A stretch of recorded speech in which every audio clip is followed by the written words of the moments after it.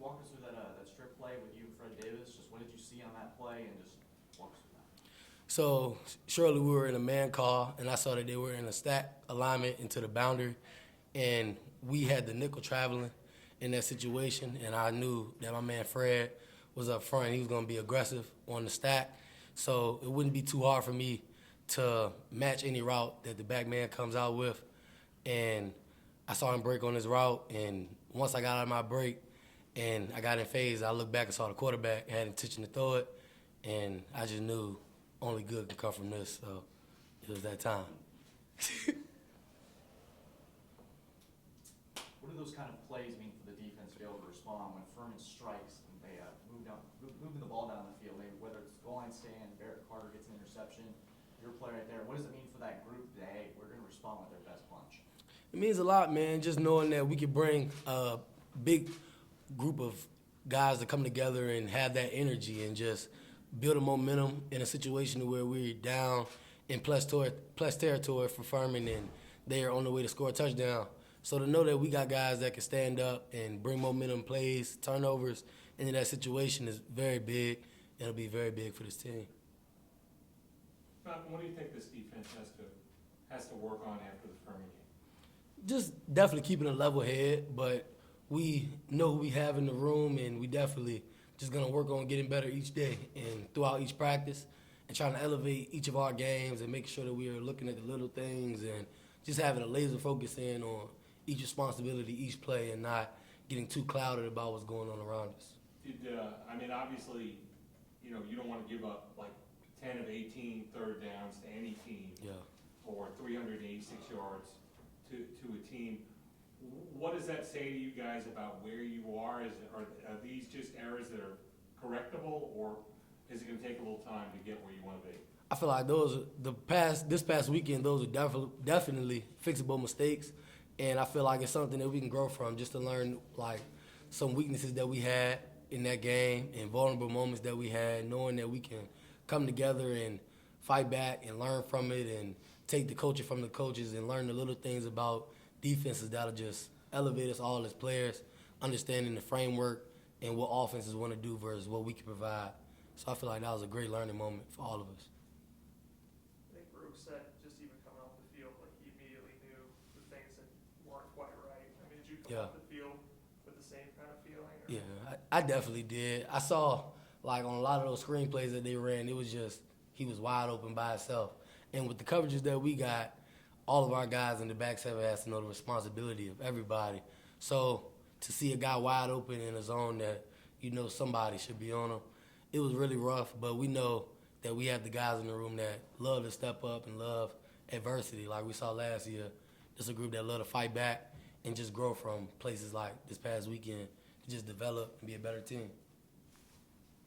I think Louisiana Tech put up 50-plus points this past weekend. I guess you guys see that. Do you anticipate kind of a high-powered offense this weekend? Yeah, I'm a fan of Louisiana Tech's offense a lot and how they run it. I saw they played one of our former teammates, Joseph Charleston, my guy, and he had some good plays versus them.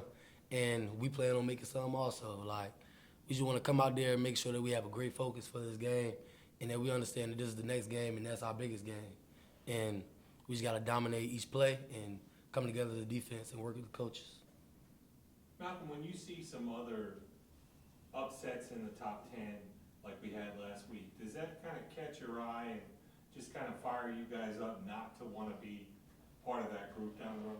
Yeah, it definitely catches my eye a little bit. Like, everybody sees, like, when you see a team like Notre Dame have what they went on, like, you see things like that go on in the country, but you just have to have the understanding that we got to have a huge focus towards every single week, and we got to practice hard every single day. Like, we can't take any day lightly as a group, and the coaches do a great job of harping that on us, because you might think one game might not be a big game because of the name of the team, but you lose that game, you'll see how big of a game it is. And, like, everybody just has to learn from the things that's going on around us, like, in the country, and just try to make sure that we having a great focus to what we're doing. How is the secondary kind of bonded together? You lost a couple of really good players from last year, but how's this maturing and melding process for you guys going? I feel like it's been really good. It's a great level of maturity across our group. A lot of older guys that played, got some plays up under their belt, started a couple games, and just guys that we know what we can do and we know what we can provide to a defense, and we all just love working together, and we love this team. We love our teammates, and we don't want to let each other down in any way on the field, so just love those guys. How helpful is it for you in secondary to have such an elite D-line?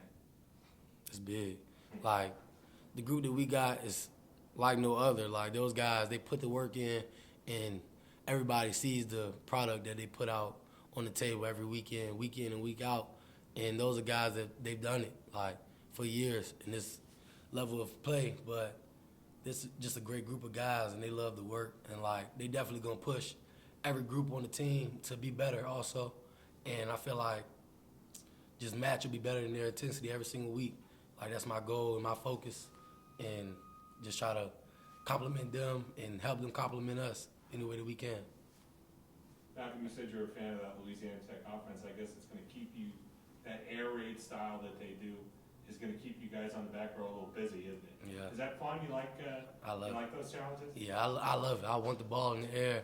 Like, I love when the ball is in the air because I know that that's an opportunity for us, like, to show what we got up under our belts and show what we've been working for. Like, Coach Sweeney calls it the prime time phase, and, like, this is where you step up, and prime time is really where you show your work.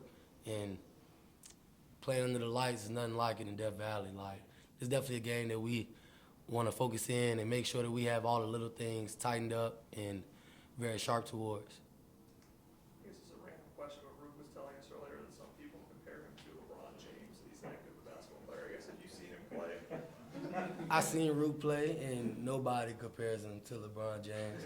But every time Ruke shoots, he tries to yell Kobe because he just jacks and shoots from anywhere. And he doesn't usually make it, but when he starts making them, though, he look like Kobe. But he not, yeah.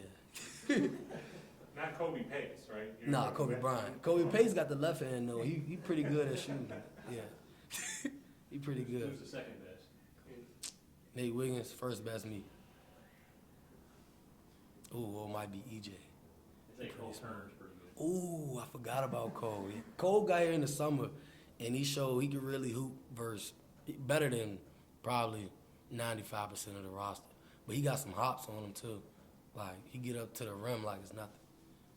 Yeah. I guess what are you like as a hooper? I guess what's your go-to? I feel like I'm a great leader on teams. I love to shoot. I love to facilitate also. I compare myself a lot to like a Derrick Rose mixed with like an Allen Iverson. But like, I don't know, like the competitive edge I bring to the court, to the field, I feel like it's unmatched. And I feel like you need a guy on your team that's going to always just push everybody, bring the energy, and put his best on the table anytime he can. So I feel like on the basketball court, I do what I got to do. Any questions from Zoom for Malcolm? Yeah, Malcolm, Trevor from CUTigers.com. You played for the same high school as K'Von Wallace. He was also a very versatile player like you are. How much of a factor did he play in your recruitment, and do you still keep in touch with K'Von? Yeah, I definitely still keep in touch with K'Von on a weekly basis. Like, that's like my brother. And we knew each other for some good years now. And I feel like, can you repeat the question again? Yeah, how much of a role did he play in your recruitment? K'Von played a huge role in my recruitment also. Him and his family, like seeing them go through the process of being Clemson Tigers and him harping on me about how I know that this is a great place and that this is really the place for me, but him harping like the things that they can bring outside of football for you and like the intangible wealth that the coaches bring to the table and like their care for you outside of the game is unmatched. You won't find anywhere like that in the country really, where you have a group of guys that have a strong love for each other and really never want to give up on each other, but you have staff members that match that energy also and put belief in you and try to help you sharpen yourself to be the best man every day. Thanks a lot, Malcolm. Thank you. Anybody else from Malcolm? Malcolm, as you go through the building here, go back in there, everything's designed around, to the outside, it looks like everything's designed around competition. Yeah. Do you all get that as players, the way that Coach Sweeney's kind of designed this to kind of keep you folks focused in everything you all do? Yeah, I feel like Sweeney does a great job with keeping things on the wall that just help us have a fresh mind and keep the main thing really. Like everybody has to have a mindset to where they want to maximize their effort every single play, and he blesses us with having things on the wall we can just read around the building that keep us with a great focus also, and everybody having to develop their competitive edge all day, every day while they're in the building, seeing the guys that can match your athletic ability, and going out in practice. You might have a hard day in practice, but you go in the building, you might read something on the wall that just change your mood, change your whole day for you. And I feel like that's really big when cultivating a program of success and leadership and competitive edge. Like, I feel like that's really good. Arcade area, what's your go-to?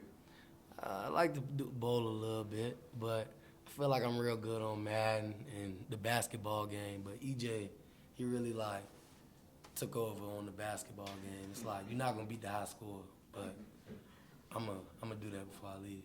I guess you talked about just mood and competition. I think Coach Reeves was saying that during practice, not necessarily trash talk, but you talk the entire time if you're not talking. Yeah. No problem. So, where does that come from? That desire to want to talk.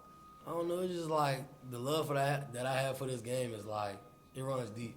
Like been through a lot playing football. I've learned a lot playing football, and the work that I put in on the off season, like, and the work that I see my teammates put in also. Like I gotta make sure that I hold myself and everybody else to the standard to just put their best foot forward. Like harping on guys to finish and try harder, do more, and pull those things for myself, verbally, mentally, and all of that. I feel like that plays a big part in developing a team, developing a group, and bringing togetherness between the young guys and the older guys on the team.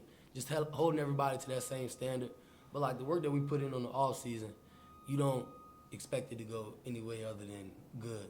But when it does go other ways, like making sure that everybody has positive things in their head and making sure I'm bringing positivity to the group, that's real big to me. And just pushing myself all day. Like we work for this and we want to reap the reward. Now, I know last year, Coach Sweeney talked a lot about being physical outside, like physical with Mario and Andrew. How do you feel like y'all done so far with that this year? I feel like we've done a really good job. All of our corners put their weight up, and like we've gained some weight in the off season, but we've developed our speed really good also. And just buying into the weight room program, we all have just been developing as athletes and becoming a lot more physical and stronger. And I feel like we've been doing really good on the outside with like holding up against screens and perimeter plays to where we feel like we can physically compete with anybody in the country. And we work hard to be able to hold ourselves to that standard every week. And we call ourselves 200. Like that's the goal weight for most of our corners, like to be 200 pounds or anything but range between 193 and 200. And like when you hold that name 200, like that means a lot. Like everybody on the team, if you do something soft, like they gonna say that ain't 200. Like that ain't y'all. So we just hold ourselves to a high standard, and I feel like you have to do that in every aspect of the game. Anyone else for Malcolm? All right, thanks, Malcolm.